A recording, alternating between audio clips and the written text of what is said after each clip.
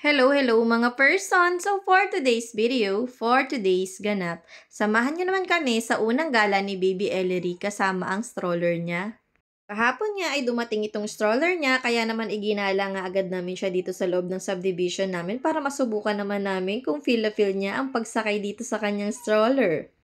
Dito nga namin siya ipinasya sa extension ng subdivision namin. Kabubukas lang kasi nito at wala pang masyadong nakatira, kakaunti pa lang sila dito. Grabe, ang sarap ng hangin dito at napaka-presko. Sabi nga namin ay lumipat na kaya kami dito. Ang ganda kasi ng ambience dito mga person. Isinama na nga pala namin ng alaga naming si Sensa sa paggagala para naman makapasyal-pasyal siya. Hindi nga kasi ito nalabas ng bahay, parati lang yan nasa loob ng bahay namin. Napakabait, hindi siya gala kahit hindi siya nakatali. Tingnan nyo nga mga person, malaki na yung tiyan niya, malapit na yung mga na, kaya naman tama yan, maglakad-lakad ka na para hindi ka mahirapang umanak. Sinisilip-silip nga ni Daddy Gerson kung ano bang meron doon sa may kabilang bakod. Hindi na nga kasi yun sakop ng subdivision na ito. At nakita niya nga raw na may mga pananim doon. Wala lang, share lang namin.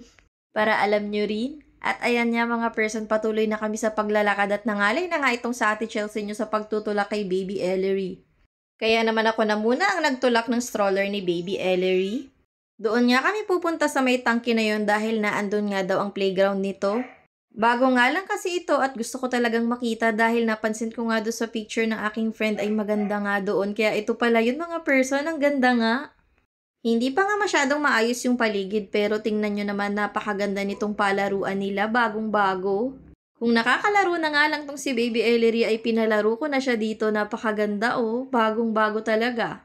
Sana nga ay paglaki ni Baby Ellery ay maganda pa rin ito para makapaglaro siya dito. Niyayakag ko nga si Ate Chelsea nyo na lumapit dito at maglaro siya, ngunit ayaw na niya, dalagending na nga kasi ang Ate Chelsea natin. Kaya naman ako na lang muna ang magbabata-bataan dito at gusto ko talagang ma-experience kung paano maglaro dito. Eto na nga at umaakyat ako at mukhang matibay nga at hindi gumuho. Dalawa nga pala yung padulasan nito at sakto lang talaga yung taas niya at hindi delikado para sa mga bata. Tinatanaw-tanaw nga lang ako nila Ate Chelsea at Daddy Gerson dito at hindi talaga sila lumapit dito. At ayan nga mga person, meron pang XOX na pa ganito. Ang sarap maglaro dito oh. Sayang nga hindi kami nakapagsama ng bata na kayang maglaro dito. Sigurado ngang mag-e-enjoy siya dito. Sa susunod nga ay magsasama kami ng bata. At eto na nga, susubukan ko nga sanang magpadulas, kaya nga lang mga person parang natakot ako. Baka mawakwak yung tahi ko sa kipay. Kaya hindi ko na nga tinangka mga person, sa bigat ko na nga baka lumagabag ako dun sa sahig.